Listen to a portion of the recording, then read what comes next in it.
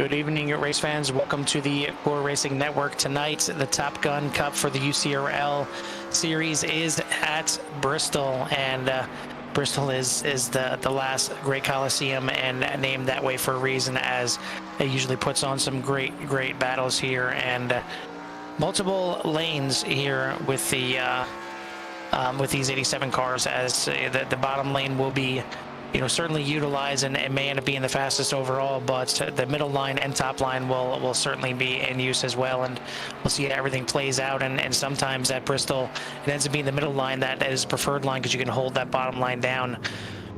Joining me in the booth, as always, here tonight is going to be Jimmy Covert. Jimmy, are you ready for Bristol? I'm definitely ready for Bristol. I got a hate and love relationship with this track. It does hold my first win on iRacing quite a while ago now, about 3 years ago when I first started, and it happened to be in the ARCA cars, and it was a lot of fun here, and it was one of those tracks that was just able to, it was really quick and just kind of got the use of the car, and it's where I learned kind of about all these saving tires is more important, and when you're a rookie, you do a lot of those races you don't have to pit, and you don't get caution flags, so stuff like that. So there's a lot about taking care of your car, getting it around here, and just being safe. And so a little bit of luck, a little bit of skill kind of worked into my favor for my very first win here. But the guys here right now doing a great job qualifying. We have Andrew Ratcliffe up on top with a 15.4, followed by Stuart Alford, Trevor Hunt, JP Phillips, Jordan Wenzel for our top five currently. With still 2.5 minutes ago, 10 people have got their times in, and there is still 5 people remaining. One of the guys not quite here yet tonight is, I don't see Scott Bolster on the roster as of yet, so we might have to bring him in the booth, as I know he's having a couple technical problems with his virtual car. So we'll see if Scott can make it in here before the end of the race. Yeah, the fearless leader not yet here, but yeah, we'll try and get him in here one way or another. But looks like Andrew Ratcliffe is finished up with qualifying and right now sitting on top of the board. So we'll go ahead and bring him in, as he is our pre-race reporter here tonight, the 24 of Andrew Ratcliffe. And Andrew, obviously enjoying a pretty good season so far, and looks like he got another fast car out here tonight, currently on top of the board. So how are your thoughts going into Bristol here? I'm excited. This is my best track on the sim, so looking forward to getting a rare pole, something I don't typically do. So I'm looking forward to it. I love this track. So obviously, one of the dominant cars, if not the dominant car this season. You got 3 wins out of the 6 races so far, and your closest competitor, Grady Gherkin, in second place, is over 100 points back in the standings. Do you feel like this is kind of where you deserve to be in the beginning of this season? Are you worried about anything in the second half happening? Well, it's not really a 100-point league, because you got to take into account drop weeks. I think if you take into account drop weeks, I only have like a 20 or 30-point lead over, I can't remember, it might have been Grady or Tommy Ron, but no, I mean, I think I've done what I need to do so far. Just, on weeks where not necessarily good, just, try and get as many positions as you can, just being consistent. So, yeah, I'd say this is exactly how I want to start the season, and I just got to continue to get good results. Absolutely. And, unless something tragic happens here tonight and, something really good happens for your competition, I think it's pretty safe to say that you'll have the points lead at the halfway point. Is that where you expected to be in the beginning of the season, or were you worried about, how the competition was going to be, or you feel like you got a handle on these 87 cars?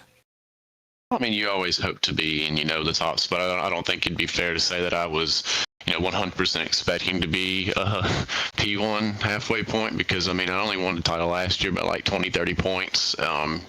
There's a lot of fast guys in this league, and it's not easy. This is definitely a lot of competition, and no, I wouldn't say it was necessarily where I was expecting to be towards the front, but I would say just coming out there and saying, being the point leader, that was probably a bit of a stretch. So we got short track obviously this week, short track next week, and then no more tracks under a mile the rest of the season. Is that does that play in your favor, or is it a little bit tougher because you gotta kind of work through the other guys that may have some speed on those bigger tracks? It really just depends on the bigger track. I feel like I have decent speed everywhere.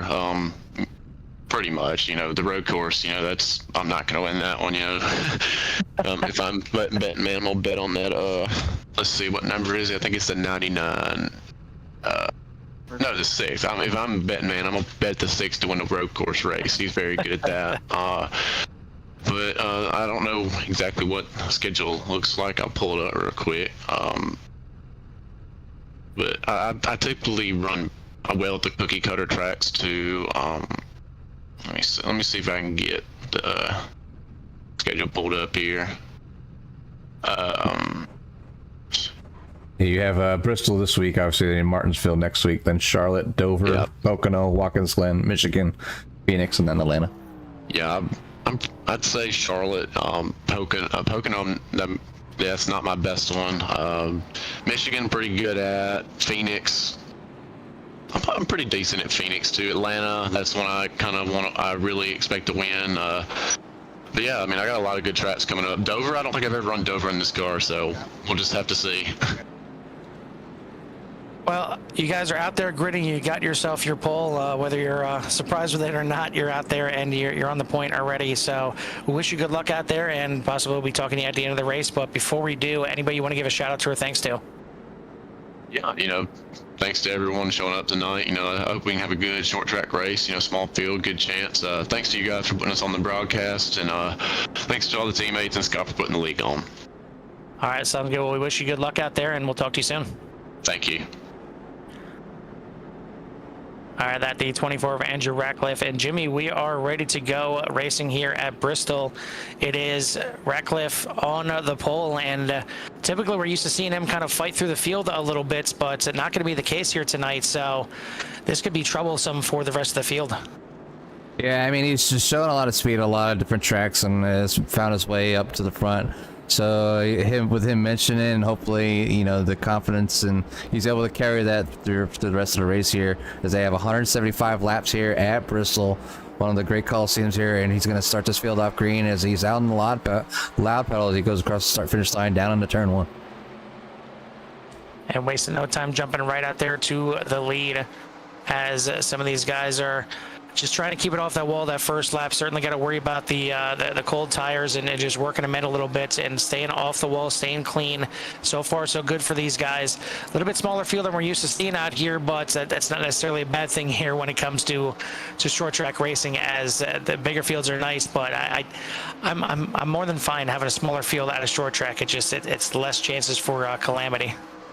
Yeah, they have had their fair shares of races this season, with probably one too many caution flags than they prefer, but and nonetheless, it's some great racing, and obviously you can see back here is the 95 Sam Oliver going underneath Peter Pasuchik for that 9th position. But right now, kind of just stringing along, just having there's a good start so far.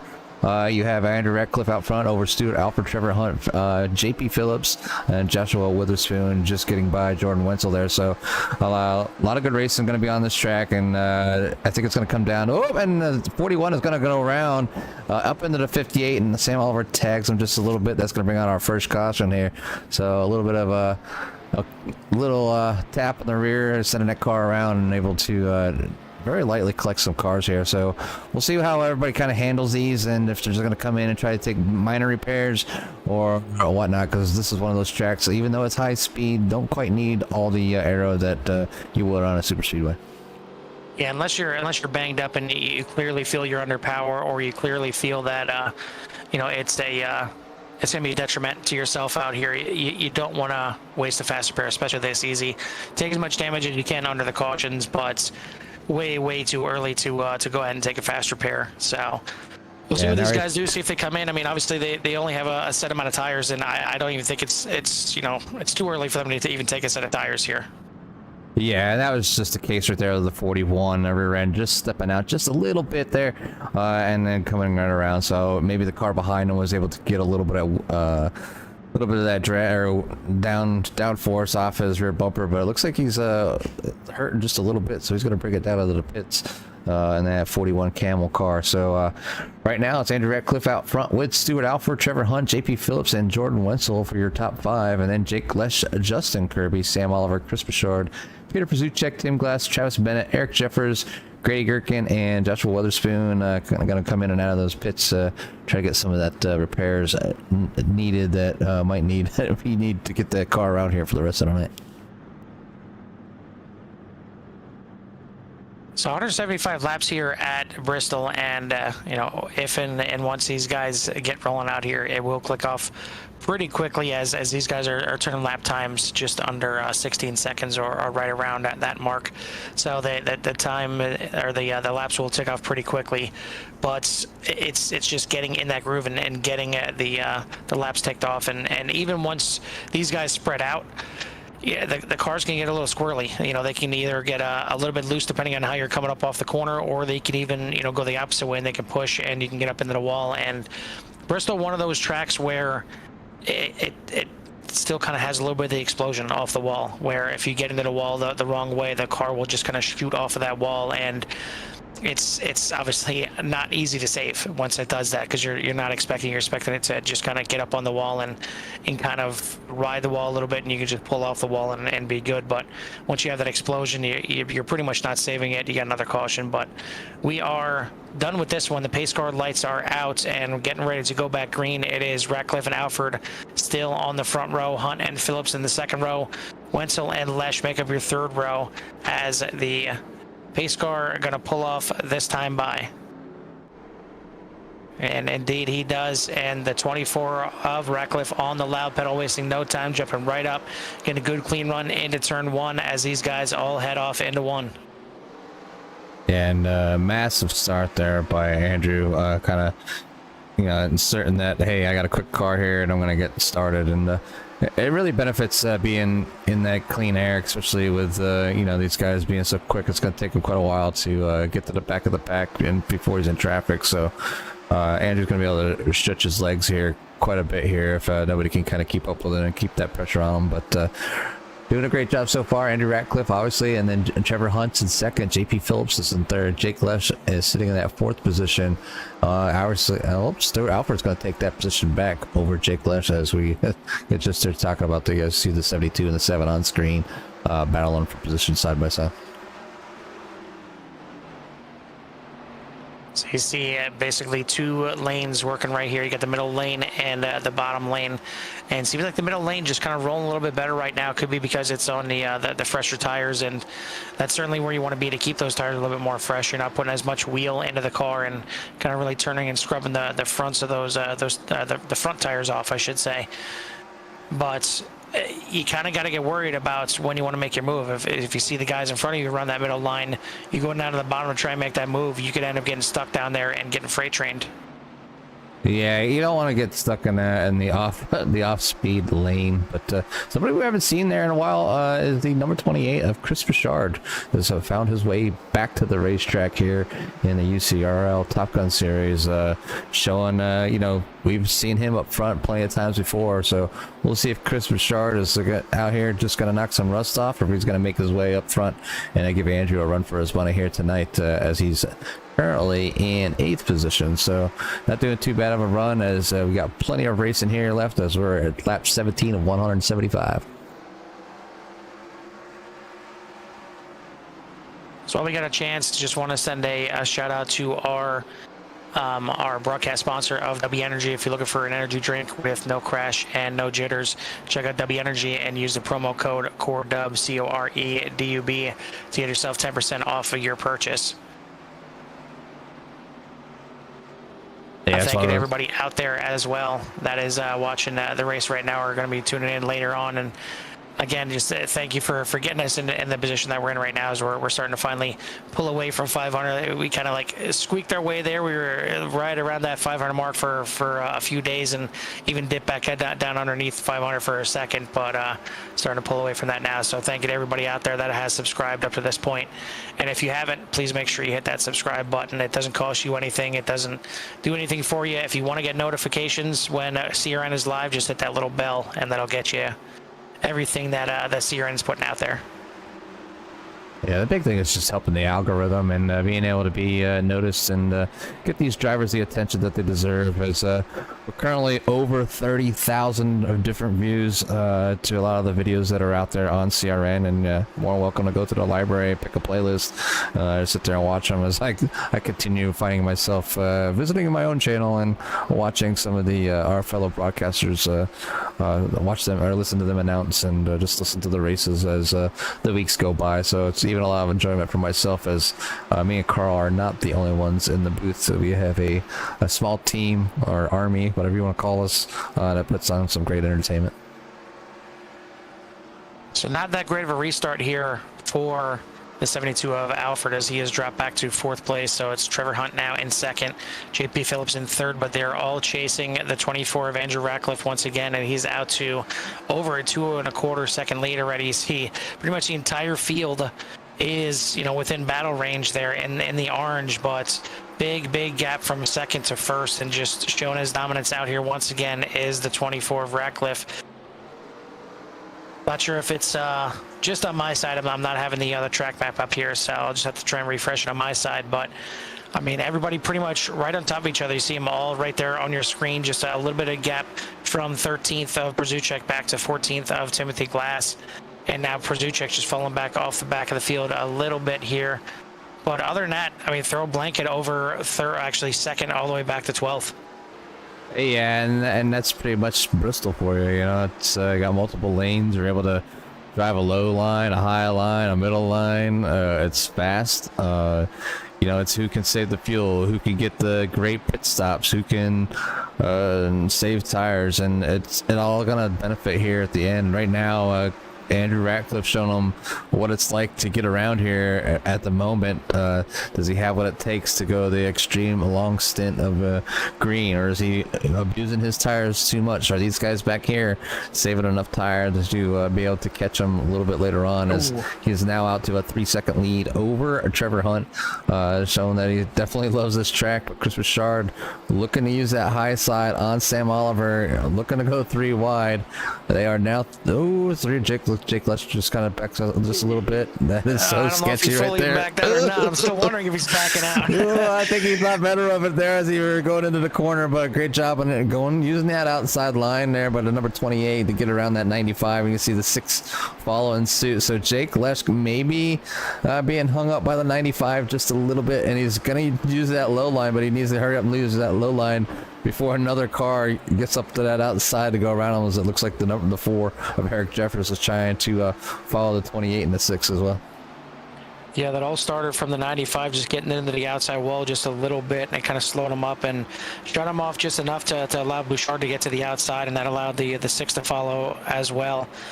As again, a little close to the wall there again is the 95, but you almost kind of have to do that. That is another line that these guys run at Bristol, where it's almost kind of a diamond, where you're gonna slide out kind of all the way up to the top of the wall in between 1 and 2 and 3 and 4 for that matter. As speaking of 4, the 7 getting into 4, good save by both of those guys. It will bring out a yellow, but I mean, that was the cleanest yellow I think I've ever seen, Jimmy.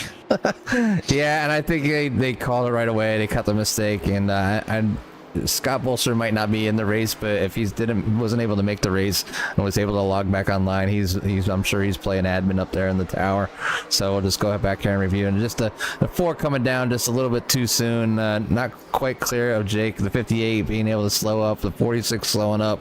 I'm sure a bunch of sorries went out over the radio, but you know, caution came out, minimal damage, probably a bunch of tire wear from that little bit of slide. So we'll see if anybody takes this time to come down and get some fuel and top off some new tires.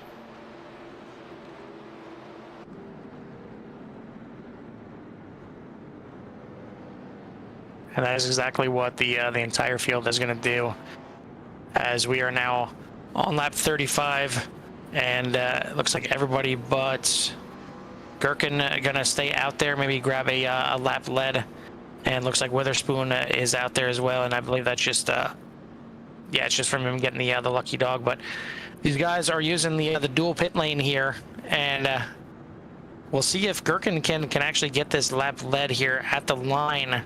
It's I so think close. the guys on the inside are actually gonna get there first. So no, they got him. We got it. That was very, Barely. very close. And the reason that is big is because, Gherkin can now come into the pits on this second lap. If he was just interested in leading that one lap and getting the bonus points, now he could pull into the pits if he, if he wanted to, if that was the ultimate plan. But it looks like he is going to stay out there and maybe just get some green or some clean air on that green Logitech Chevrolet. Yeah, maybe just a points decision there. Get these points early, as as you could tell how fast Andrew Radcliffe is. Whether if this thing goes green, would he have the opportunity to put that 46 up front? So catching those early points now is I don't think a bad thing, Carl. If he comes in, takes 4 fresh tires, he can work his way back up through the field, as he was running pretty decent there, kind of mid-pack. So I think it's a pretty good call there by Grady. Yeah, especially early in the race here, it's not a bad move to to kind of go off schedule here from everybody else and just again get some fresh air on that car and just ride it around. Even if he ends up losing a few positions and falling back to 4th, 5th, 6th or something like that, it gives him an opportunity to see what the car is doing. Even if these guys have some fresh tires on it, you kind of get an idea of what you need to do later in the race. Yeah, it looks like the 46 is going to stay out there. Yep. Yeah, as it stands, it's going to be Gherkin, Hunt, Oliver, Ratcliffe, and Bouchard, your top 5. Then you got Phillips, Alford, Bennett, Kirby, and Jeffers, your top 10. Brzucek, Glass, Lesh, Wenzel make up your 14 cars on the lead lap, and then Witherspoon is 1 lap down. So missing a few of our regulars here tonight. Obviously, we talked about Bolster, and we also got the Kirby brother here, where we're missing Brent Kirby. So Justin can drive free out there. He doesn't have to worry about his brother taking him out. So it's probably going to take a little weight off his shoulders out there. And we are getting ready to go green here. Pace car lights are out. It's in the hands now of the 46 of Gherkin, and just waiting for the pace car to pull off, and that does indeed do so. And on the loud pedal is the 46. We're back racing here at Bristol.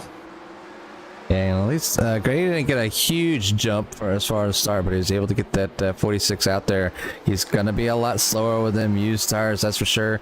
As just a bit, very close right there, but the 46 getting eaten up and almost like he's at Talladega right now, just riding on the apron, letting the field go by and picking up the back of the field. Man, what a rough start here with the 4 of Jeffers into the wall. He's going to keep it straight, and unfortunately, it's not going to bring out a caution for him. But battle up front, looks like Ratcliffe is going to get it done around Trevor Hunt. So move the 24 back up to the point, as that 4 is certainly not handling well. Yeah, the 4 and the Trevor. You see Trevor get a little bit loose there. He had to chase it up the racetrack to catch it. Chris Bouchard now on the heels of Andrew Ratcliffe, so a little bit of a take back from last season, where these guys are during the truck season, I should say, and where the 28 and the 24 had plenty of battles out there. Trevor Hunt in pursuit, though, not too far behind with Travis Bennett, and he is now up 11 positions in that 6 car.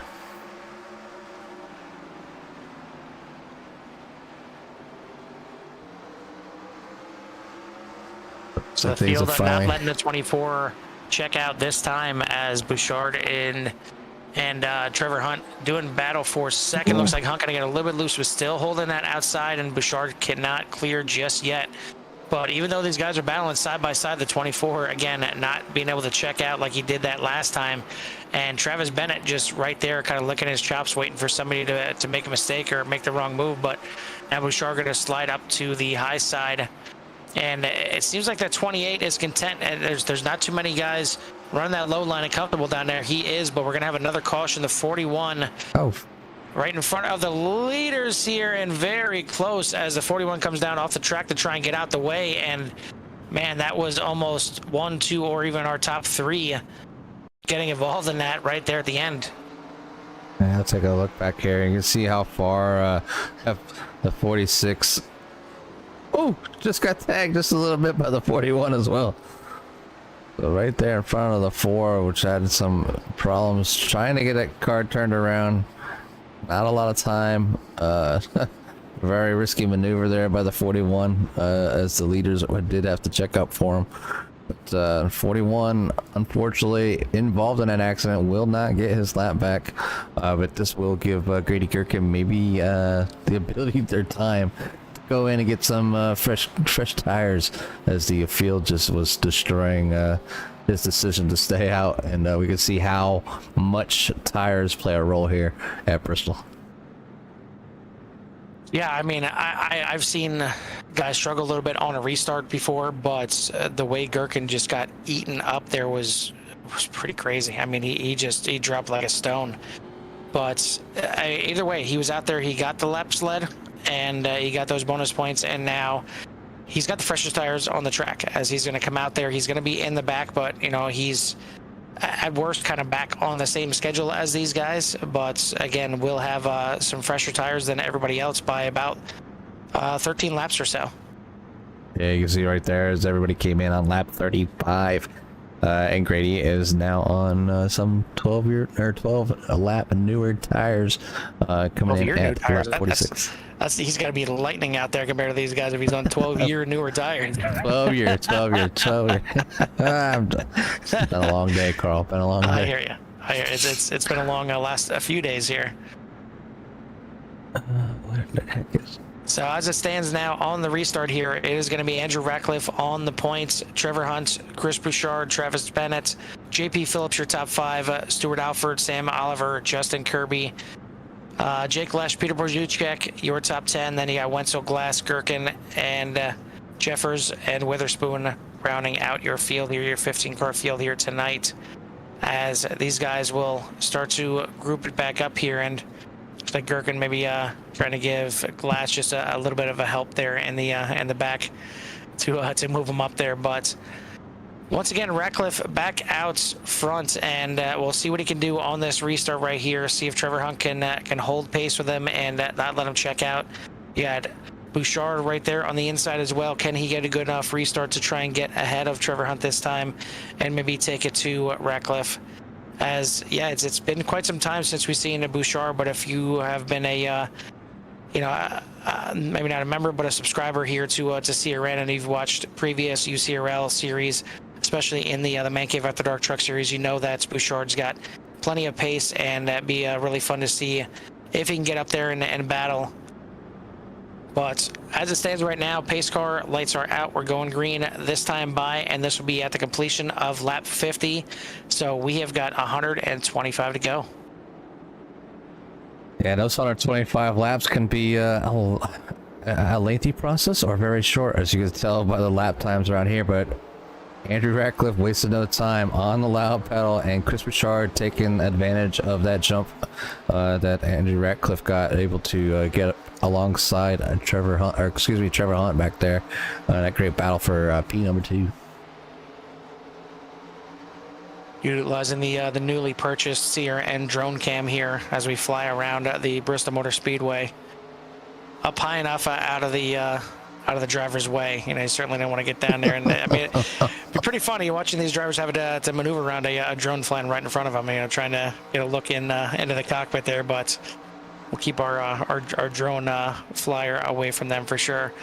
But Ratcliffe out to a nice lead once again, out to about a half a second lead as everybody kind of filed out pretty quickly here on this restart. Hunt into second, Bouchard, and then Bennett, your top four. Looks like Phillips is going to shuffle into fifth place, Stuart Alford in sixth.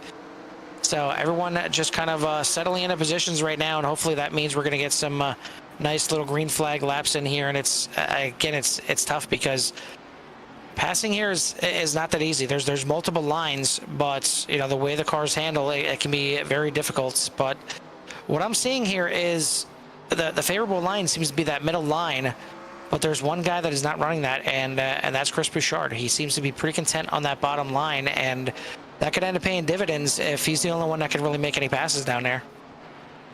Yeah, it's a you know, the middle line, that's like the comfortable line. You know, you're able to, you don't have to worry about too much about going up and slapping that outside wall, which can really affect your car, or just, you know, staying out of trouble in general. You know, most of the accidents do wash up here for the most part, and the guys are pretty good about getting on their brakes when they do slide up the track, so they don't end up sliding down the track.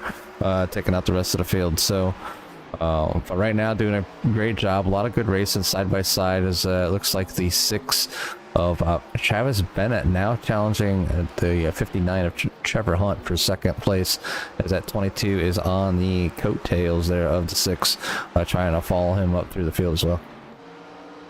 Yeah, of course, as soon as they start talking about Bouchard, he drops back 3-4 positions. But that 6 has been the other one that has tried to make that bottom line work to make it pass. And now you see the 22 of Phillips trying to do the same thing. But I haven't seen anybody really make the bottom line completely work for a pass. They've been able to get alongside the guy on the high to middle lane. But unless that guy up in the top lane makes a mistake, going to be hard to fully clear and move up there. And now you see the 22. If he didn't move up right there, it was going to be the 72 of Alfred getting to his outside, and he would have possibly gotten freight train there on the bottom, but collects it back up, and now he makes a run once again at third place, the 6 of Bennett. But while these guys are doing their little battles here, the 24 is starting to check out once again. He's out to a 1 and a third second lead out front of this field, and starting to stretch out even further now, 1.5. Yeah, you definitely got some pace over the rest of the field here tonight. So unless Andrew Ratcliffe really just makes a mistake, these guys might not be able to capitalize that. But plenty of good racing throughout the field, though, as Andrew decides to leave them behind in his wake.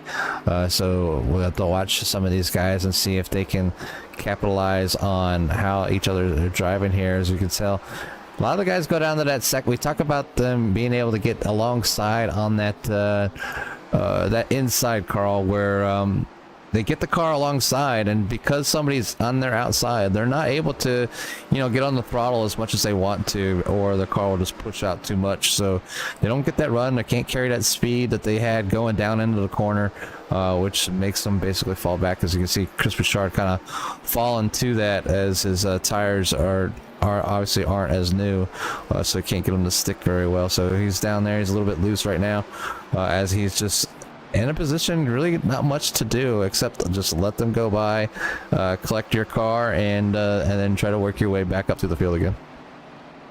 Yeah, it seems like the car just wants to push up out of the corner a little bit, and then he's putting some extra wheel in it to keep it off the guys on the outside, and that's just, it's stepping that back end out almost every single turn when he's coming off of there, and it's really gonna end up hurt the handling on the long run of that car. But see the 46 right there behind him of Grady Gherkin. Again, he's got the freshest tires of the field right now, pitting on lap 47, trying to make his way back up through here, but being nice and patient here, and just kind of taking what's given to him.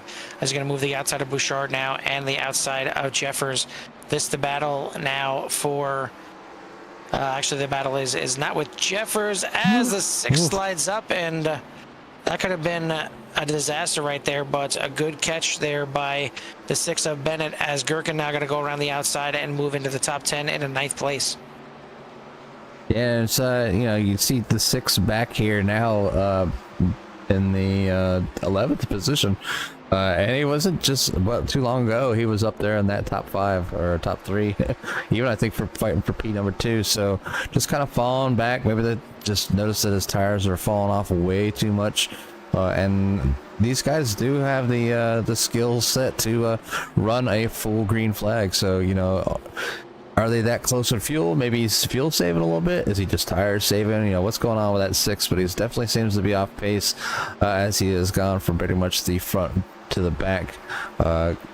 Now just falling behind Peter Przuchek in that 12th position. So Andrew Ratcliffe out front with a 3-second lead, and then to Trevor Hunt, and then Trevor Hunt has JP Phillips on his coattails, not letting him go, as they are 2 and 3, and then they got they finally got another little gap, Carl, back to Justin Kirby in that P number 4. Be very interesting to see how everything plays out here, especially if they do need to come in here for a pit stop, or if some of these guys are close, like you're saying. If the 6 is playing that long game with fuel strategy, as if they're using the dual pit stalls here, and they have to drive all the way from the backstretch entrance all the way around through the the pit road speed to the front stretch where they'd be actually making their pit stop. That is a long way to get around this track at pit road speed, and you're going to be losing multiple laps.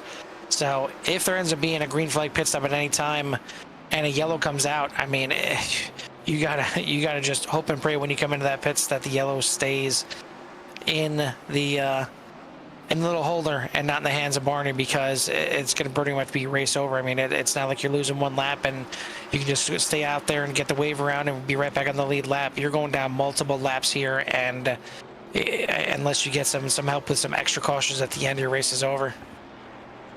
Yeah, it's gonna be a call. You know, you will lose time in the pits. You're going to go a lap down. You know, so it's another decision. As you see, that 6 is down in the pits right now. So see if I'm not quite sure what happened to that number 6 as he is down. I don't see. He's definitely taking some tires on the right, and maybe doing a short pit and getting his pit stop out of the way now, and not have to worry about it to the end. Maybe putting he has faith in his league drivers out there that they're gonna go green all the way, and maybe he will not have to stop again. So we'll see if this works out in the 6's advantage. As of right now, looks like he is. He's gonna be 2 laps down, Carl, or 3 laps down, Carl. Yeah, and that's exactly what I'm talking about. It's not just a one lap thing, and now here comes Andrew Ratcliffe to put him a 4th lap down, and still staying down on the apron, just letting the lead car go by there nice and safely. But yeah, 4 laps, and granted he was about a half a lap behind the leader to begin with, so you figure it's a good 3 laps that you're going to be losing here, depending on where you're at on the track when you come in to make that green flag stop. Again, assuming that these guys will have to. So we'll see how everything shakes out, but right now it is Andrew Ratcliffe out to a massive lead, out to about a 6.5 second lead now, as he is just putting on a show once again. As I mean, he's getting into turn 3 and these guys are still running out of turn 2. Yeah, I mean, he's just got a huge lead on him right now, and he's definitely going to be able to use that to his advantage. Whether like I said, he's got to make a mistake tonight, and as confident as he sounded as we talked to him earlier before the race, this being one of his most favorite tracks on the service, the odds are pretty low. To have driven with Andrew on a few races now on different type of cars, but equally as fast, and it's amazing what these guys can do with these cars on some of these ovals.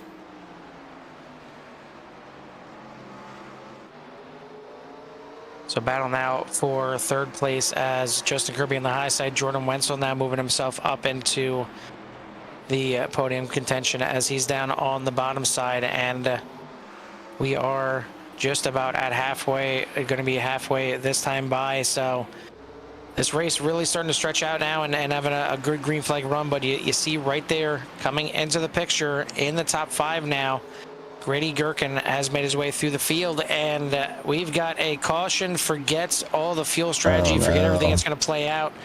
This could be the one last chance for these guys to come in the pits and take their fuels. The 95 gets into the wall again, goes down into the 7, and then hard impact up into the 72.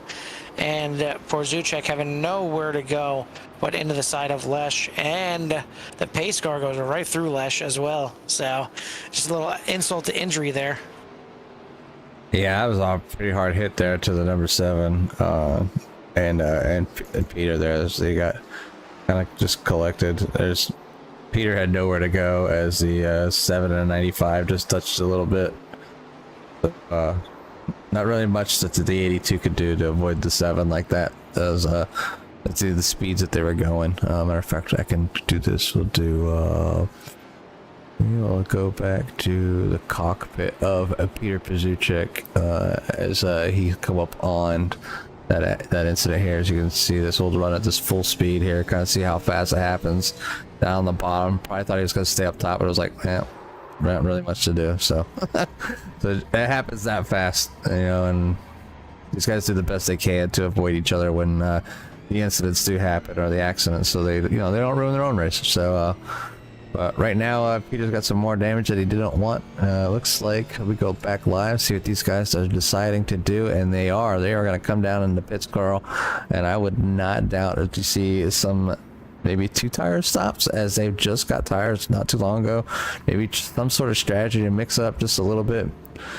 And it looks like that's exactly what you're going to get from the 58 as he heads on out. So, but the 24 is not going to fall for that one. He's going to take 4 tires, fill it up, and bring this back out. You can see 46 of Grady Gherkin. Ooh, and the 81 just edging out Hunt, and then Gherkin, and yeah, so the 81, then Gherkin, and then Trevor Hunt as they could roll out of the pits here. So this is a potentially a nicely timed caution here for the 46, as he made those fresh tires work to move his way all the way back up through the field and move himself into the top 5, which is where he's going to be restarting here. Looks like he's going to be restarting in 5th position. So now he's on the same pit strategy as everybody else. Now he's going to have to make a car work on the same set of tires that everybody else has, instead of having those freshies to move the way through the field easily.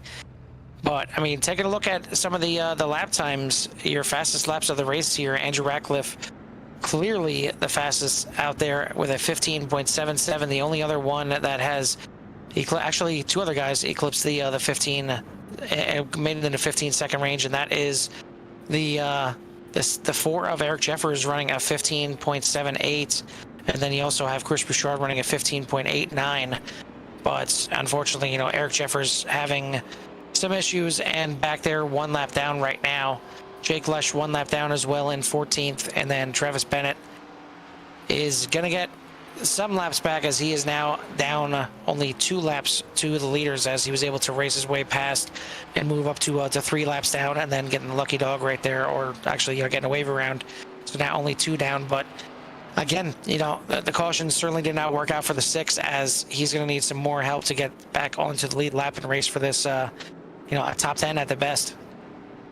Yeah, he definitely has a heavy workload ahead of him if he would like to get into the top 10 here tonight, as his decision to stop. But they are back under green right now, and it is all Justin Kirby, with Andrew Ratcliffe going to the inside, trying not to allow him to get any more laps led, as the 24 is very quick here tonight. Oh, a nice little race there, as the 24 is able to still hold it down there, but you can see that high side just does not have an answer for it. So the high side able to hold down the inside line as of right now, with even with Andrew Ratcliffe running as fast as he has been. So now that we are halfway through this race, and this time by, we're going to have 80 laps to go. It's about time we shut our mics down here, turn these guys up, give you guys a little love to hear it at Bristol. Sounds like a plan. Do some love to hear it.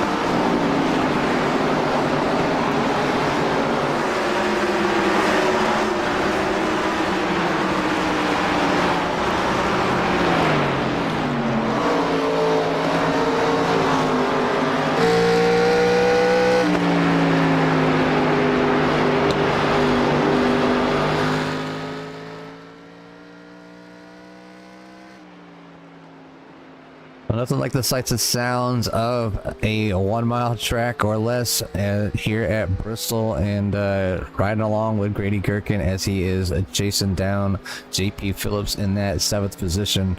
And Justin Kirby is the story as of right now, as he is still out in front over Andrew Ratcliffe, that has been trying to use that bottom line, but Justin just using that top line to his advantage, basically pinching Andrew down there and not allowing him to get around. Basically Andrew would have to give him the cold shoulder in order to basically force his way around Justin Kirby right now. So these drivers aren't like that, and he's going to do it as cleanly as possible, and Justin is going to continue to run Andrew Ratcliffe as hard as he can. So joining us in the booth, we mentioned earlier having some computer issues tonight, but Scott Bolster going to be joining us now in the booth. And Scott, you get here and you want to blame the computer, but was it more that you were afraid to get out here in Bristol? It can get a little sketchy out here sometimes. Yeah, I'm not a big fan of Coliseums. I'm not alone. No, I've never really enjoyed Bristol. Even whenever I was running NISs back in the day, I just never got a feel for it. So it's one of those situations tonight where you gotta get on the computer. Oh no, it's not working. Oh darn. Oh. No, actually, I was at work. My boss took like last minute vacation to the Dominican Republic, and all of our schedules changed. Speaking of changes, looks like we may have a change for the lead, and yeah, Andrew Ratcliffe just going to sneak on by, finally gets it done over Justin Kirby, and those 2 tires were definitely working out for quite a while, and I think that was a good strategy move there by Justin Kirby, as he was able to make that high line work with those 2 tires, and it is definitely the place to be, and it's definitely the preferred line out there right there tonight. But the 4 tires able to get it done on the bottom side and to get around. I thought it was going to take a pick move, and I thought for a second there it was going to involve Josh Witherspoon when they ran around him. But back to the front is Andrew Ratcliffe, and he is already starting to gap Justin Kirby by a little bit, out to about a 3/10 of a second lead, as Kirby is ahead of Trevor Hunt by a second as well. Yeah, he was able to use that high line to his advantage, and you can see a lot of people kind of migrating up there as much as possible. And you go down to that inside, you think you're going to make that pass, and the outside line just has all that momentum, and they just go right by you. So it's just how comfortable you are down there, and hopefully that the guy up on the top side, maybe he'll scrape the wall a little bit and allows you to go by. But you can see, like, even here with the 81 of Jordan Wenzel trying to go underneath the 59 of Trevor Hunt, just not quite able to make it happen. He was able to pull alongside him. He just can't get that drive off, and he has to wheel the car around just a little bit tighter as the 59 is able to carry the speed. So yeah, definitely a challenge for the guys to use the high side. But back behind these 2, you have the 95, the 28, and the 22. They just got done going 3 wide. 95 using their very high line. That would be Sam Oliver. Then Chris Bouchard using the inside line here, as he's been doing for pretty much most of the evening. So the 22 trying to use maybe a little diamond maneuver, and the guy coming back in the picture, probably maybe trying to get some of those laps back, is Jake Lesh, as he's 1 lap down. Oh, and the 28's going to go around.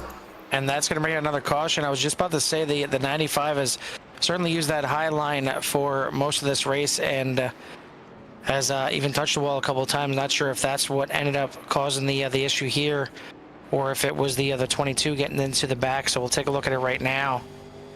I need a different picture. And now I think just a little bit of a checkup there by the 28 to not get into the side quarter panel of the 95.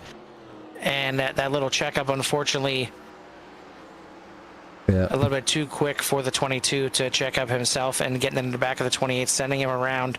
Doesn't look like too much damage, all things considered, for Bouchard there. So he'll get that thing back up and going. A little, maybe crinkled up in the front end there, flatten out a little bit, but maybe able to bang that out just a bit before this thing gets back to going green. But under caution again here on lap 122, as these guys have another 53 laps to go, as seeing pretty much everybody going to come back in the pits. We'll see if anybody is going to try that 2-tire pit stop now. That certainly worked out for Justin Kirby. Maybe somebody in the back, that feels that they haven't been out there too long on these last tires. Just looking again, a couple here positions as we round it down, close to just near 50 laps remaining in this race, Carl. But you see a few people staying out, trying to get that last lap back. Eric Jeffers in the 4. The 41 of Joshua Witherspoon, as he's been battling that car all evening, trying to get back on a lead lap. And it does look like the 6 of Travis Bennett has parked it for the evening. So Travis is gonna park it and take that thing to the hauler and call it a night, and maybe use this race here as one of his drop weeks. But right now, Jake Ledge, things change so much when they go into the pits. There they go. Yeah, it looks like he just stayed out maybe to lead a lap there, and now he's in the pit lane. But Scott, we go back to you as we take a look at the remaining schedule here, as this will pretty much bring us to the halfway point in the season, and just got one more short track next week at Martinsville before the rest of the season has 1 mile or better the rest of the way. Is there any races out there that you're looking forward to getting to, or maybe some that you haven't touched yet that it could be pretty interesting with these 87s? I've been working on the Pocono set, and that is a lot of fun. I can't wait to race around real people. I've had to use AI to just get the gearing right for that long front stretch. But Pocono is going to be fun, and I have no idea what Watkins Glen's going to be, our road course. That's going to be an interesting one. Yeah, I think you'll definitely see some road course specialists out there, and I know Andrew Ratcliffe already pointing to it's Travis Bennett. He may be out of this race right now and already practicing for Watkins Glen. But yeah, I mean, you're tugging on heartstrings when you're talking about Pocono. Obviously, for me and Jimmy, that being pretty much the home track for me, and the former home track for Jimmy. And it's one of those tracks where it seems like you either love it or you hate it as a driver.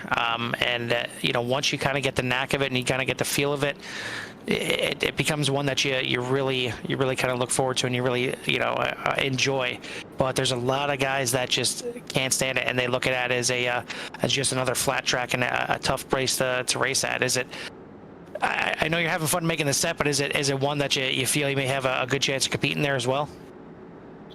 Probably not against these guys, but honesty, there we go. Yeah, exactly. Maybe on fuel mileage.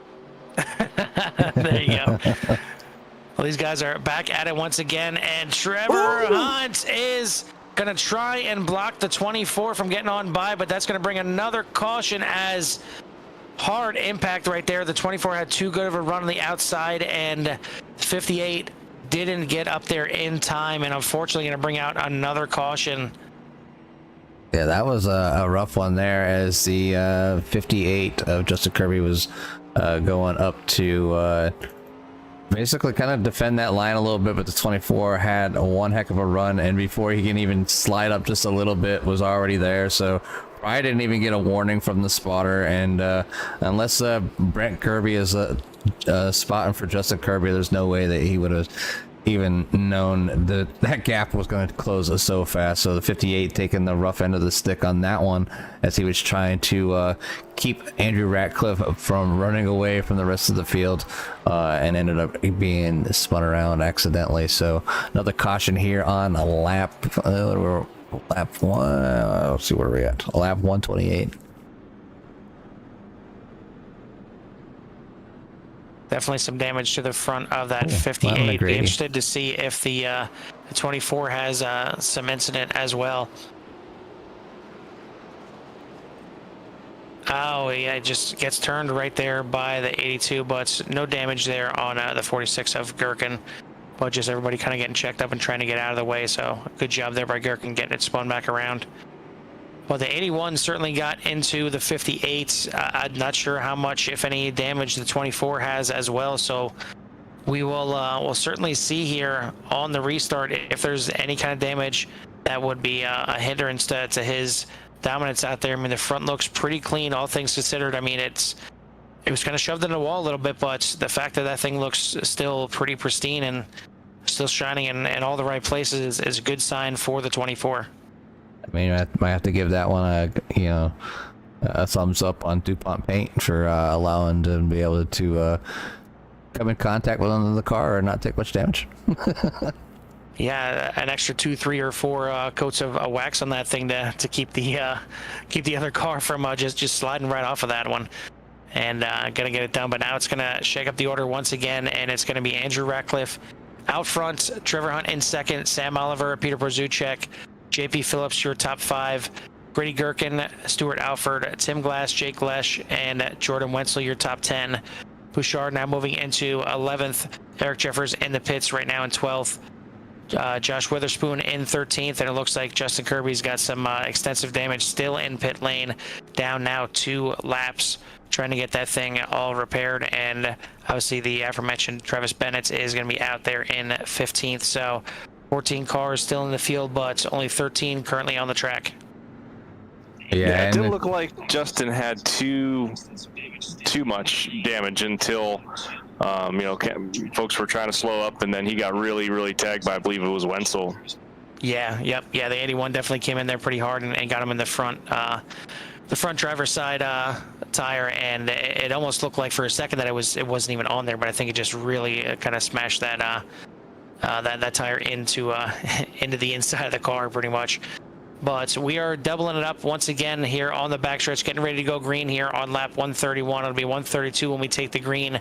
So we have got 43, 44 laps to go here in this race, and maybe not quite go time just yet, but certainly getting close to that as the 24 back on the loud pedal, racing again at Bristol, and everybody trying to find their way and get single file as quick as possible so they can maybe try and make this run at the 24. But he's been tough out here tonight, and the only person that's been able to hold him off has been that 58 before the incident right there. Is a very close for Brzucek with a great save as he almost got into Oliver, but saves it, now gets back up on the track, and a couple of brown pants moments for probably about half the track there. He's in there swatting bees.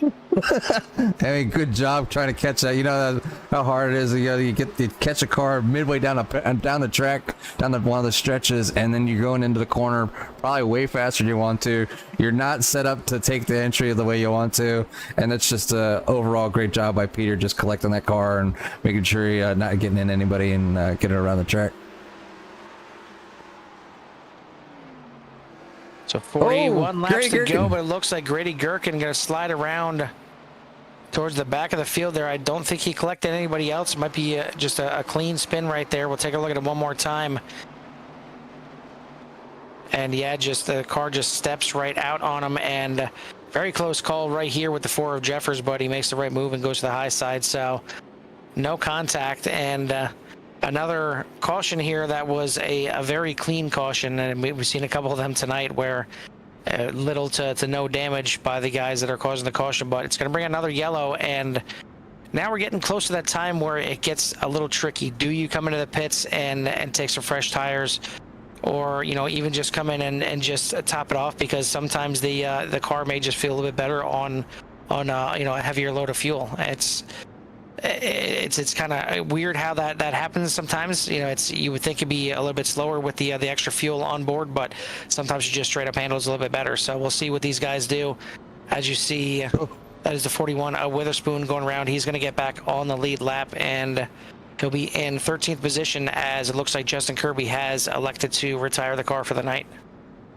Yeah, a few people choosing to come down to pit lanes right now. You got Chris Bouchard and Grady Gherkin, so hopefully those fellows have some fresh tires down there, and will benefit from benefit them guys being able to get up towards the front here late in the race, and I'm sure hoping to get that that green run all the way to the end. So the chance they take, but at least if anything, Carl, they got fresh tires, and they're not going to lose laps trying to go down in the pits, at the end here. As you can see how fast that ended the Six's night, as he went many laps down, trying to basically undercut everybody, hoping that they would stay green. Yeah, I'm not surprised that the 28 Bouchard came down pit lane. I could be wrong, but it looked like he still had a little bit of damage. So So maybe just coming down, getting some fresh tires, and cleaning that thing up. Same thing with Grady Gherkin. He was involved in the incident there. He was the incident, and spinning that thing around is certainly going to, at the very least, heat up those tires and chew them up a little bit. So if he had an extra set, which it looks like he did, go ahead and take that and get some fresh rubber on there to try and move your way through the field, as these guys are going to have about 15 lap newer tires than the rest of the field. So we'll see if it works out for them. But another one, and we've seen it before. We've seen Jordan Wenzel multiple times now that this season just have a little bit newer tires than everybody else, and just slowly kind of creeps his way up towards the front at the end of the race. And he's got that right now, as he's got 6 lap newer tires than pretty much everybody in front of him. We'll see if he can make it work, as he's going to be restarting here in 8th position. As your top 10 is Ratcliffe, Hunt, Oliver, Phillips, Alford, your top 5, Lesh, Glass, Wenzel, Jeffers, and Porzuchek, your top 10. And how about the resiliency of Joshua Witherspoon, going laps down early, and he's just coming out of the pits right now with some fresh tires, sitting in that 13th position, but more importantly, on the lead lap. It was really interesting seeing Grady spin there. The last few days, the driver's been commenting that the set gets really tight mid-corner, so to see him loop it there mid-corner was pretty interesting. I was wondering if he's maybe on 2 tires, or if he took 4 the last time he was down pit road. Yeah, I mean, they could have. I mean, the drivers have been doing what they can to try to kind of benefit track position, especially to try to track down Andrew Ratcliffe, as he's going to get on the loud pedal early here, get a nice jump start as he takes the lead, and then Trevor Hunt and Sam Oliver will battle side by side, and Trevor has that high side. So right now you got JP Phillips on the high side outside of Sam Oliver, and Sam's not quite clear of Sam Oliver as he gets into the wall. Same kind of situation right there, as Oliver tries to come up, but he was not clear and takes a hard lick in the outside wall. Looks like it's still going and still driving okay, but yeah, I was gonna say the 24 got such a good jump on that restart. It allowed the 95 to get a good jump as well, and battled for at least a brief second there with Trevor Hunt. But now he is gonna be side by side for 3rd place, as Phillips goes to the inside, and we'll see if that handling is messed up at all on the 95. Still able to hold position right now, but you see he's been running that high line the whole race so far pretty much, and it just seems like he gets really close to that wall, and either he gets the wall or it gets a little bit loose, as Bouchard, doing the same thing, getting a little loose coming off the corner. These guys are really trying to push now. I mean, they're coming down to last, final laps here, and 30 laps is nothing, and you got to try to get every position you can. As Chris Bouchard was one of the drivers that came in, got fresh tires, so taking advantage of what he can here late in the game. As he's tracking down behind that 72, putting a little bit of pressure there on Albert. I think that's Albert, right? On Alfred, yep. Yeah, on Alfred, yeah. yeah. And Yeah. Trevor Hunt not letting the 24 go as well, and that's going to help out not only Trevor Hunt by trying to catch up to him and make that pass, but it's going to help the guys that came in and took those tires like Bouchard. But now it looks like Ratcliffe finally shaking free a little bit of Hunt, as he's out to about 0.4 of a second, and now half a second lead over that 59, as he's actually running the bottom line. And the 7 looked like he got into the 95 and hooks him off of the corner, and that's going to bring out another caution. And now this is definitely into that time frame where you wonder if it's worth coming in and giving up track position to get those fresh tires. I mean, do they have the tires left? It's not like they have unlimited tires here, so the 95 just not able to. I don't know if that was coming down earlier or not. I mean, I just want to look at that again here. As 95 was high. You almost just kind of look like a racing incident. The 7 coming up a little bit, and the 95 was a little bit lower than what he's been, and just kind of 2 cars getting together. You see, the 95 for a while has been kind of on that wall on the exit, and maybe the 7 expected that, but just a tough racing incident here late in the races. 7-2 of Alford. Yeah, I got a shot from the 28. Yeah, the 72 was checking up in the 28 and gave him a small shot to the back, which kind of sent him flying here. I'll go back here and watch that. Yeah, that's certainly not the way the hood's supposed to set on the car right there. And now I think that's a new damage model, Carl. Yeah, it looked like the 95 just tried to diamond the exit there just a little bit, and the 7 was tracking out normal. and two folks just heading for the same piece of real estate. It So that's doesn't gonna shake pan out things- too well, that's for sure.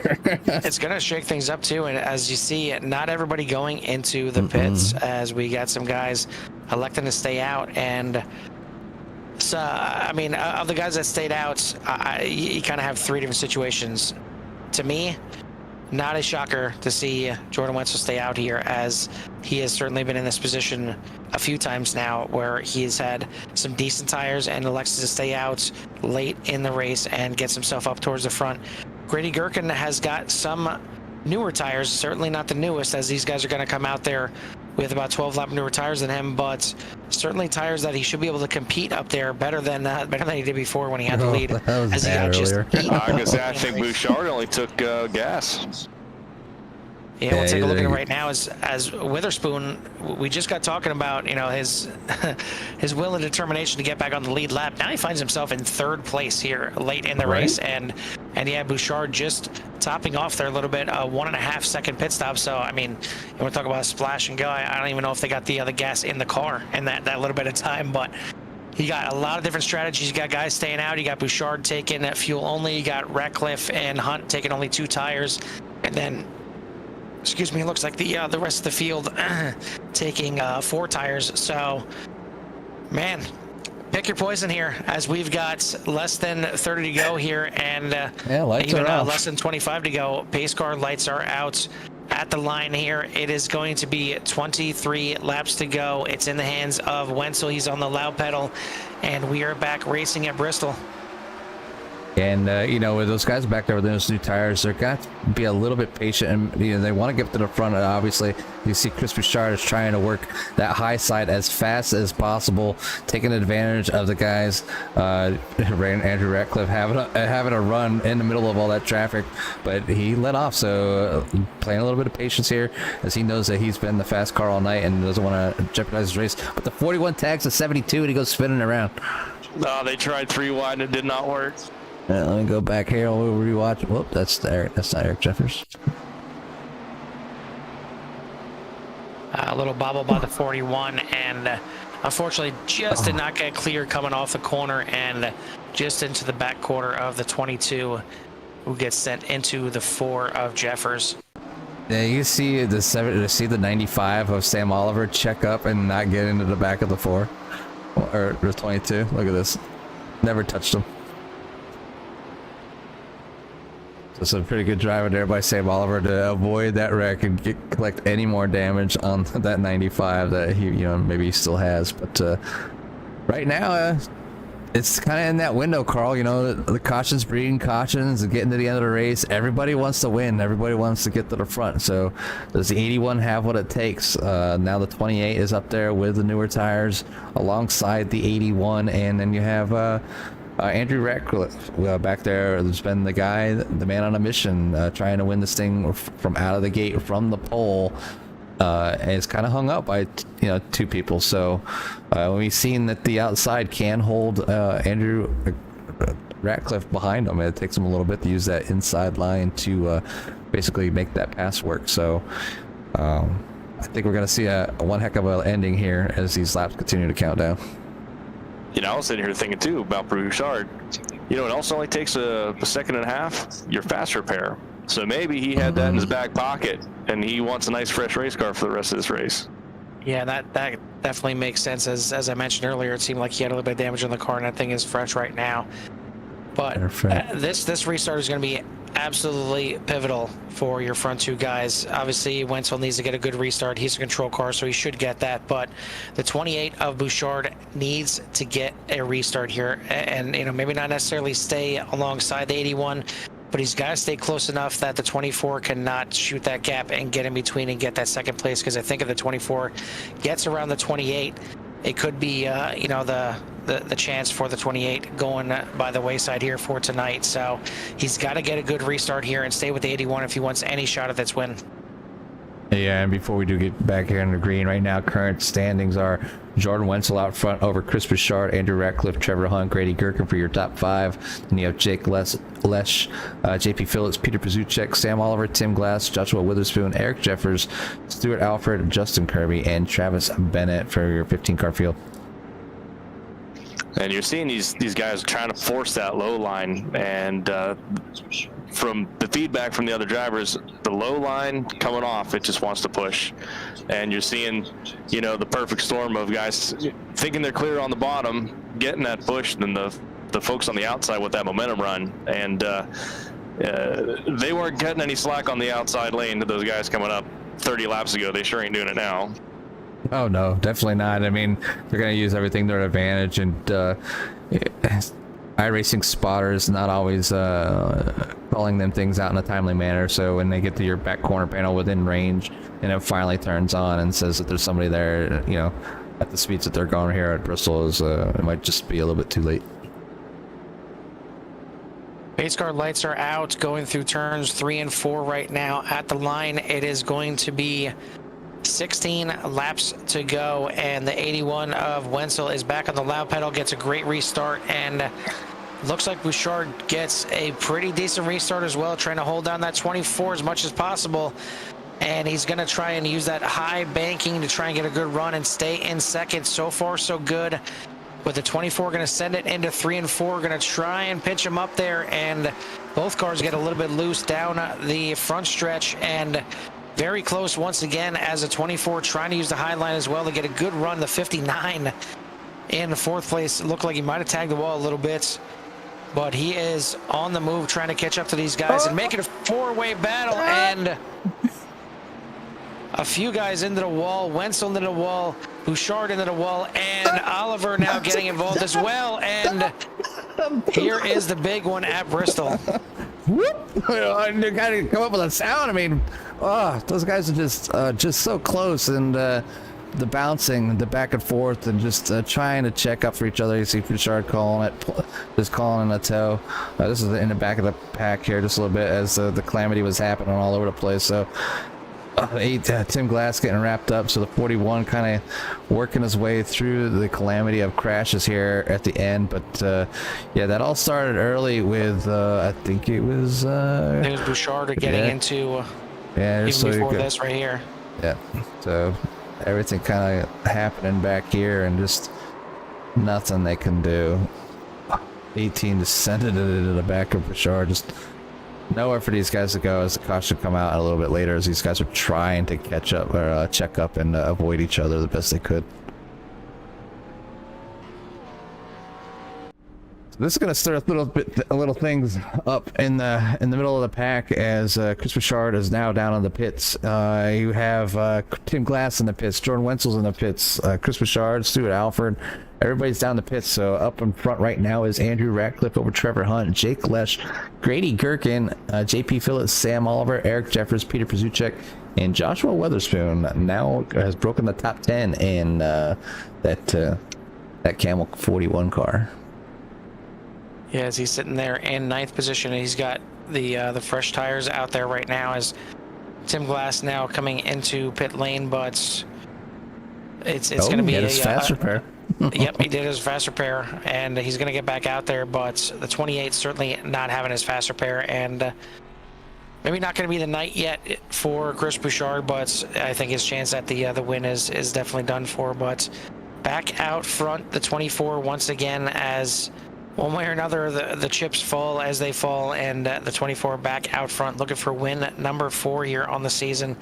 Trevor Hunt has been able to keep up with him on the short run, and on these restarts he's been able to be right there. Can he keep it close enough to maybe get the chrome horn out there, give him a little bump, and give him a little taste to push him up the track and get himself in front of the 24? Because it seems like when the 24 is in second, it takes him a while to get it going and finally make that pass to get back to the lead. But right now he's the control car. Hunt is in second. Lesh and Gherkin make up the second row. Then you got JP Phillips in third. Oliver, Jeffers, Porzuchek, Witherspoon, and Glass, your top 10. And those are your only guys on the lead lap, as the rest of the guys are 2+ laps down. Yeah, so 10 drivers on the lead lap make for a heck of a finish, as we have 10 laps remaining. They will have 9 laps remaining after they complete the go by Barney here, as I believe the lights should go out on the pace car this time by. Yes, the lights are off, getting ready to go green here, as we have 8 laps remaining, and until we wrap this thing up here tonight, Carl. Does anyone have anything for the 24 is the question. Is this going to be another win for Andrew Ratcliffe with that last caution right there, taking out a few of the contenders, be kind of the last nail in the coffin for the rest of this field's chance to take down the 24? We're going to find out here in not that many laps, as they're going to get restarted here. 8 laps to go once they hit the line. Pace car is going to make that left-hand turn one more time. It's in the hands of the 24. A little bit later restart this time, but another great restart, and so good that it backs up the field a little bit, and another caution is going to come out, and this race is going to get even shorter. Yeah, we might be looking at green-white checker territory here soon, as 41 had it. The 22 misses a gear. Ugh, you hate to see that. I mean, it's, you know, we're not riding on board with them, but to me, looking from the sky, that looks exactly like what happened. I mean, it was going, then all of a sudden it just slowed up really quickly. Yeah, if I can find the cockpit camera. And right there, I mean, it's, yeah, you yeah. can see from up here, it's definitely a missed gear there, and unfortunately too quick for Eric Jeffers to make any kind of rash moves. As you see, the 82 Brzuczek doing a great job of wreck avoidance right there as he gets to the inside and just squeaks on by. Yeah, there's really not much for Tim Glass to do. He's unfortunately slow up and just taking his fast trying to repair. decide whether he wants to go left or right. Oh man, that's you hate that. You hate that. You literally, you save your fast repair the entire race, under 10 laps to go, you take your fast repair, and then right away you're involved in an incident. Yeah, not much Tim could do right there, but I think one of the guys not too worried about one of the cautions late here in the game is Andrew Ratcliffe, as he's able to control the field and maybe able to get himself a good jump out front. But right now you have Andrew Ratcliffe, Jake Lesh, Trevor Hunt, Grady Gherkin, Sam Oliver, Eric Jeffers, Peter Brzuczek, and Joshua Witherspoon is now up to 8th place, as the rest of the field is 1 lap down, starting with Tim Glass, and you have JP Phillips, Jordan Wenzel, Chris Bouchard, Stuart Alford, Justin Kirby, and Travis Bennett. You know, Jake Lesh has been showing a little bit of muscle over the last, this season, particularly in the 87s. And I think if he can hang with Andrew on the restart, if he can time it right and get a good restart just to hang with him, I think he may make a sport of it towards the end. Absolutely. I mean, and the restart that he got on that last one right there was very pivotal, because the caution came out very quick, but he was able to stick with Andrew on that restart, get a great restart with him, and he was able to just get past Trevor Hunt as the yellow came out. So that's what gives him 2nd place right now, and going to be restarting on the outside of that 24 as the pace car light's still on. So going to be 2 to green this time by. And we are on lap 172, 175, so 1 to go will be 73. So this won't be officially a green-white checkered, as we are going to have, I believe, essentially an unofficial green-white checkered here to start. So this won't count towards the green-white checkers. If we end up getting another caution, we will have one more. But you wonder, I mean, these guys should be easily good on fuel. I don't think fuel is going to be any kind of issue, but who's going to start moving up there with, with all these cautions coming out, and who's going to be there at the end? I mean, it might be tough getting past Ratcliffe here for the win, but, here's your chance for some of these guys that have been riding a little bit more towards the back of the field to kind of sneak up here and grab a good finish here at the end of the race. But as it stands, Ratcliffe and Lesh are on the front row for the restart here. It's going to be green-white checkered time here at Bristol.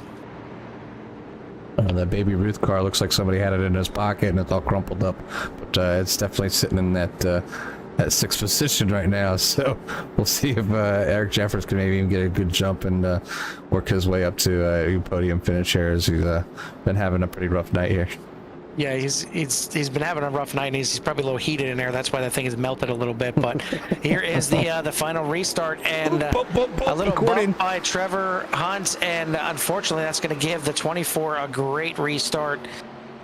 Not good for Lesh, as he's going to have to try and hunt him down now. And no, we will have another caution here, as it looks like Trevor Hunt getting up into Grady Gherkin. Both of them get sent down on the inside wall, and it looked like it might have been hard impact for both of those guys.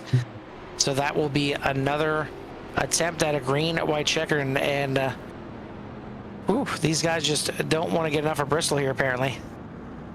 Yeah, no, not so much here tonight. Definitely. I'm just trying to.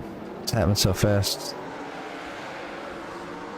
Little bottleneck on the inside, and then I think Hunt just tried to get as much as he could on that restart to try and get himself back up into the mix of things, and unfortunately just pushed up a little bit too hard out of the corner, and hard impact from both of them. And for once, Tim Glass was able to avoid that wreck right there, so he does keep it a little bit clean on the front, but that was, I think that's race over there for the 59. I don't even know if he can get that thing fired back up, as that thing rolled and tumbled all the way down the track. Yeah, he towed. So tough break for Trevor Hunt, as he's having a great run tonight, and it's trying to get a little bit too much, and the car just didn't quite stick. I mean, we mentioned that, Bristol is the last great Coliseum, and it seems like this is going to be last man standing here at the Coliseum, as we're starting to lose cars here late in the race. I mean, Joshua Witherspoon, might win this race. Yeah, I mean, he's in the top 5 right now. He spent a lot of the race multiple laps down, and now that 41 is in the top 5, and that's exactly what I was talking about. Who from the back is going to have that, unbelievable finish here, because everybody else kind of taking each other out. I mean, even Peter Brzuczek up there in 6th. Tim Glass, who seemed to be involved in just about everything before and after he took his fast repair, and he's still up in 6th. Actually, looks like 7th right now. 7th right now, yeah. Yeah. But this will be our one and only official green-white checker now, as we are into overtime here at Bristol. We're on lap 177 now, so we'll go probably about 180, 181 laps here to finish this thing out tonight. But once this thing goes back green, the next flag will finish it one way or another, whether it is not finish it, but it'll be either the green, white, and checkered, or if the yellow comes out, that will end up finishing the race here. But it is all on Ratcliffe once again. Can he get another good jump? He now got Eric Jeffers in 3rd place and Sam Oliver in 4th. So what are those guys going to do from the 2nd row? Can Lesh get a good enough restart here is the question. If he can just keep Andrew honest, if he can stay anywhere close to his right rear quarter panel, to where Andrew doesn't feel comfortable coming up, I think he has a shot. Because Jeffers sitting right behind Andrew is not going to just sit here and settle for 3rd. I think he's going to stick his nose in. He's had some bad luck for the last couple of races, and I think he'd like to see himself in victory lane. Yeah, I mean, a lot of potential in a lot of these drivers up here, and even Sam Oliver, I know he's a little newer to the league, but definitely showing that he's got a little speed, and he's starting to mix it up a little bit with some of these drivers, as you can. He's been able to kind of keep himself in the battle here, as he's still sitting in that 4th position. But the lights are off on the pace car. They're going down into turn 3. So any final thoughts there, Carl? I mean, we've seen a ton of things happen here tonight, but I think the only chance that the 7 has right now, he's got to be able to stay alongside that 24. He's got to be able to at least get to the quarter panel and not let the 24 clear. But another great restart from Andrew Ratcliffe, and he's going to clear himself right away and get a great restart once again. Does Lesh have anything to at least get to that back bumper before this thing is over, as they battle for 3rd between Oliver and Jeffers? Oliver on the outside trying to hold on to that podium position. You got some guys coming up right behind, as Brzuczek trying to get in the mix there. Grady Gherkin trying to move up here late and try and grab a top 5, but it is all Andrew Ratcliffe down the backstretch into 3 and 4. Andrew Ratcliffe going to put on a clinic here tonight, get win number 4 on the season. Lesh going to do a great job finishing in 2nd place. Oliver going to grab 3rd. Eric Jeffers, I mean, at one point I was wondering if he was going to be out of the race. Coming back for a 4th, I think, was a great comeback here. Brzuczek going to grab a top 5. Gherkin in 6th. Witherspoon from pretty much nowhere the entire race going to grab a top 10, finishing in 7th. Glass, kind of the same thing, going to grab 8th. JP Phillips in 9th. Trevor Hunt going to finish, I think, kind of a disappointing finish there in 10th, giving everything that he was going through in this race. Bouchard in 11th, Alford, Wenzel, Kirby, and Bennett round out your field. But, man, it got very interesting there at the end, and no surprise that cautions were breeding cautions, as, short track racing, it tends to do that regardless, but especially when you're running there at the end, you're trying to get anything and everything that you can. Yeah, I mean, you'll want to, obviously these guys are fighting for a championship, and they're doing the best they can to, avoid each other and not take each other out. But at the end of the day, nobody's a professional race car driver that I know of. And if so, I want your autograph and maybe a shirt. No, just kidding. But I enjoy watching these guys and just how competitive they are. And I get a chance to race with them every other week too. So it's just a great group of guys, and how competitive. I know how competitive they are. I've seen it firsthand on the track and up here in the booth, and it's just week in and week out. I just enjoy calling these races when I can. So we will start to bring in your top three now. And Jimmy, why don't you go ahead and start with our third place finisher here, the 95, a little pass backwards there, of Sam Oliver. Hey Sam, it's Jimmy and Carl up in the booth. You copy? Hey guys, how you doing?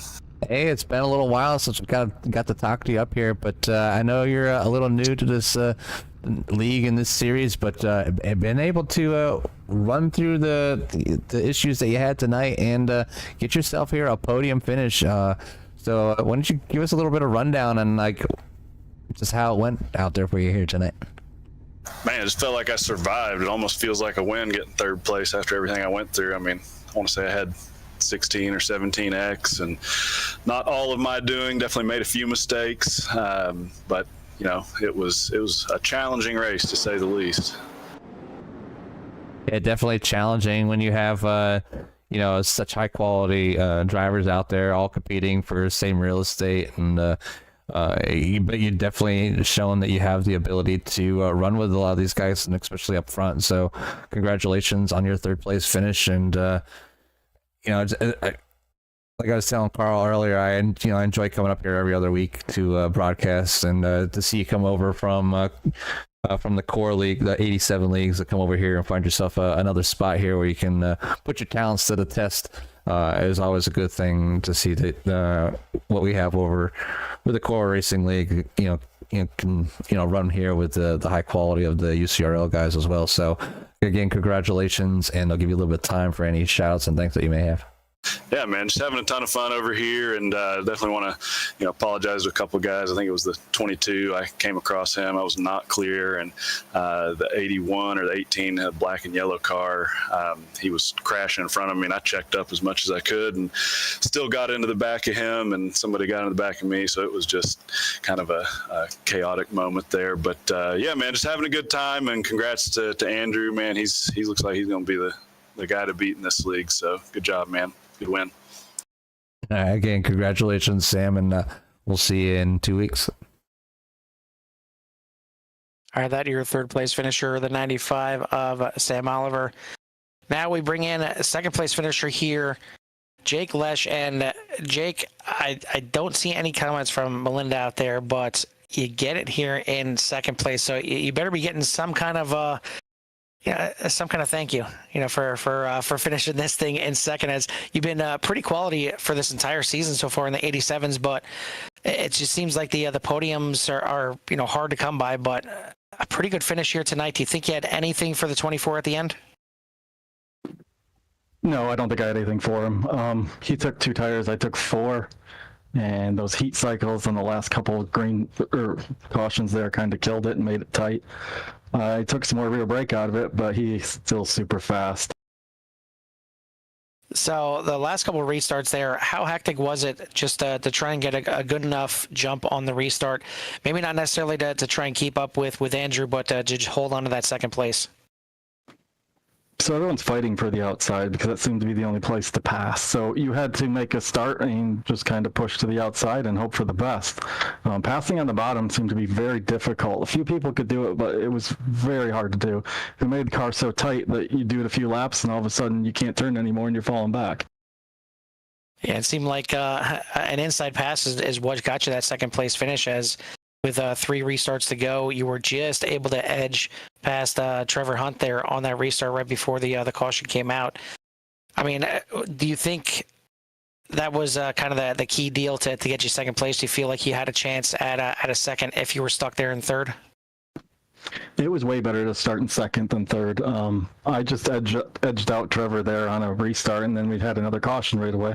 So it was just by luck that I got second place. I mean, if it had come out any later, he would have been ahead of me, and we would have been fighting for it on the next restart. Other way, sometimes it's better to be lucky than good, and especially at a race like this, you kind of need a little bit more luck than skill sometimes. But you get it done here. You get in second place here. You get a nice little podium here. Anybody you want to give a shout out to or thanks to before we let you go? Well, I'd like to thank Scott for putting on this league. He does a real good job with that. All the work that he's got to put into setups and everything else. He puts on a hell of a league, and we really appreciate it. Thank my girlfriend for letting me come out here and put the time in to have these finishes. My teammates, Andrew, Grady, Tim, all appreciate them. Appreciate you guys and everyone else who's watching. Absolutely. Well, a good finish out here tonight. Hopefully it's the start of maybe a little string of podiums here. As like I said, you've had some good pace this season, but the podium's just kind of eluding you a little bit. But maybe this will start the second half of the season for you. But we'll let you go right now. Celebrate with the boys. All right. Thank you. Your second place finisher, the 7 of Jake Lesh. And now, finally, Jimmy, we'll let you go ahead and take a guy that we've interviewed quite a few times this season, the 24 of Andrew Ratcliffe. Hello, Andrew. Hello, Andrew. No stranger to the booth, that's for sure. Obviously we got to talk to you a little bit before the race and showing or letting us know that this is your favorite track on the service. And man, when we would go green, you were going. There wasn't anybody in front of you. You had the speed, and it was quite impressive to say the least. But there was a time there where at one of the Kirby brothers was able to basically keep that outside away from you and kind of keep you at bay behind them just a little bit. Was that you just kind of being patient, or was it just that difficult to pass on that underside? Well, he took 2, and I knew him running that top. He had to run the top because if you run the bottom on 2, you're gonna spin out. I knew him running that top eventually he would burn the right front off and heat it up too much. And I actually, at one point, I caught him and I backed off. I was like, if I try and pass him now, the tire wear is not. The discrepancy isn't big enough. So I actually backed off on purpose off the corner, let him get out in front of me, and let him burn it more. And then when I caught him that second time, I ended up being able to get by him fairly easily because he went into the wall because it just cooks the right front. And it was interesting. I wasn't sure if I was going to win there at the end. And obviously, the incident with Kirby, it actually damaged the right front. It tightened it up more. I was kind of concerned there. I watched that replay. The point of contact, I was on his quarter panel. I didn't run him into the back at all. Just some guys just don't know what they're doing. He's wrecked our team a lot up this year, and then blamed it on us. So overall, I thought it was a good race until the end. We had a lot of decent green flag runs. But yeah, I was hoping we'd get a little bit of a longer run, and when I wasn't sure if I was gonna get back to the front on them 2 tires once I pitted at the end, because I took 2 at the end because I knew Trevor would take 2.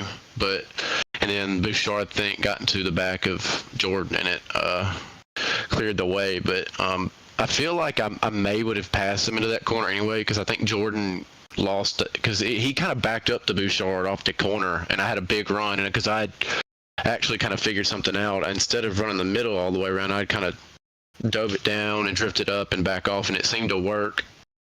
So I don't know. I wish I could have not won it by the second and third on the outside, get wrecking, but I'll take it nonetheless. Yeah, I mean, sometimes being in the right spot at the right time obviously pays off. And I mean, we've seen through most of the evening that you were able to drive away from the field when you had clear roads ahead. So whatever you're doing was working. And obviously, you said once you got in traffic, you were able to figure out some other little things that kind of assist you around. Hard racing happens with you, especially with all y'all here in UCRL, and I think a lot of it's just the competitiveness of everyone out there, and you guys got a lot of talent that run up in the front, especially being able to actually be out on the track with you every other week in the Gen 4s, and it's just to see the talent and pick up little things here and there that I can personally, and to be able to call the races every other week with you guys here in the 87 is just a delight and a treat. So but again, congratulations on the win here at Bristol, and off to Martinsville next week. So, or not next week, but in 2 weeks. How do you feel about that track? I love the track. Pretty good at it. I'm nervous for the race itself because we had a good bit of yellows at the end of the night, and it's going to be even worse at Martinsville just because you're braking so much harder. It's flatter. You don't have banking to really kind of straighten you out if you mess up the entry. So I'm honestly nervous it's going to be a wreck fest. That's my take on it. Yeah, I mean, if I've had tracks where I've gone into and thinking the same thing, and the drivers, I don't know, they turn around and put on some of the best driver that you've had or seen. So maybe it'll be one of those races for you as well. So you never know until you get out there and you compete, and you can just hope for the best win and drive the best that you can. But again, I wanted to say congratulations on tonight's win, and look forward to seeing you in 2 weeks. Yeah, and absolutely. And I think another thing is this car is just so hard to stop. Once you overdrive it, it's just so heavy. It doesn't stop very well. So in like the Gen 4 car, you can kind of, if you overdrive it, you can kind of stab that brake and it'll kind of respond. These cars don't. So if you overdrive it, you're just kind of along for the ride. So it's very challenging at the hard braking tracks. But yeah, Martinsville should be a good one. I love the track. It's a blast. All right, Andrew, and then we'll go ahead and give you a little bit of time to give any shout out or thanks that you may have for tonight. Yeah, shout out to league admin Scott. Unfortunately, I think technical difficulties did not allow him to make the race tonight. So I'm sure he got a good perspective. I think he was in there watching it then. So you never know. He's always looking for ways to improve the league, and he does a great job of that. Looking forward to the Gen 4 car next week. Shout out to you guys for broadcasting us. It's a lot of fun to be known that you kind of watched. And thanks to Jacob, Grady, and Tim for Team Turn and Burn. We had a 1-2-6 finish tonight, so good points day for the team championship as well, which we lead as well. It's a group effort, really. Yeah, you can't win a team championship without the rest of your teammates. That's for sure. And if you think you're not being watched here on CRN, just kind of for all the viewers out there, and the thanks. We're up over almost 35,000 views on all the different videos that we've put out here so far within a year. So yeah, the people are definitely coming to CRN to watch UCRL, Core, and everybody else that we broadcast. But so a good shout out to the viewers out there. Thank you. But we'll let you go ahead and celebrate with your teammates there, Andrew. And like I said, we'll see you in 2 weeks. Awesome. Thank you, guys. Your winner here tonight, once again at the 24 of Andrew Ratcliffe, grabbing his 4th win out of 7 here to start the season. And I mean, drop races aside, this guy just put on a clinic in the first half of the season, and this pretty much marks the halfway point, as this was race number 7 of 15.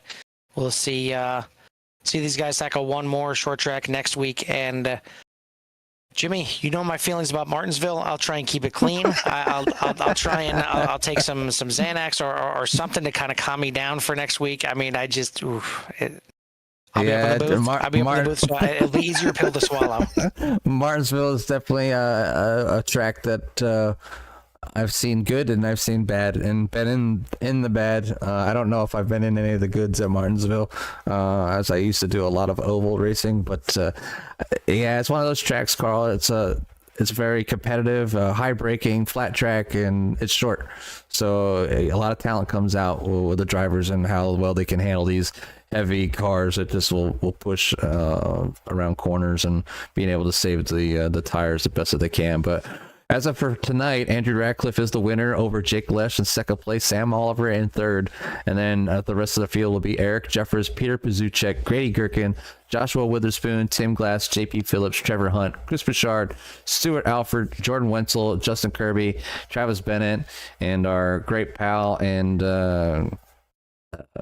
the owner of UCRL, was able to join us in the booth tonight here, Scott Bolster. So thanks for stopping by, Josh, or excuse me, Scott. And we're glad that you were able to kind of come in here and share your thoughts on some of the racing that was going on out there. No, not a problem at all. It was a lot of fun. I enjoyed it. Well, that is going to do it for us here tonight for UCRL and the Top Gun Cup. Tune in tomorrow night for the SSLMS. Friday night is Redline Racing. Saturday, NSR. Sunday, the Premier Series for Core. Monday, the GT Series.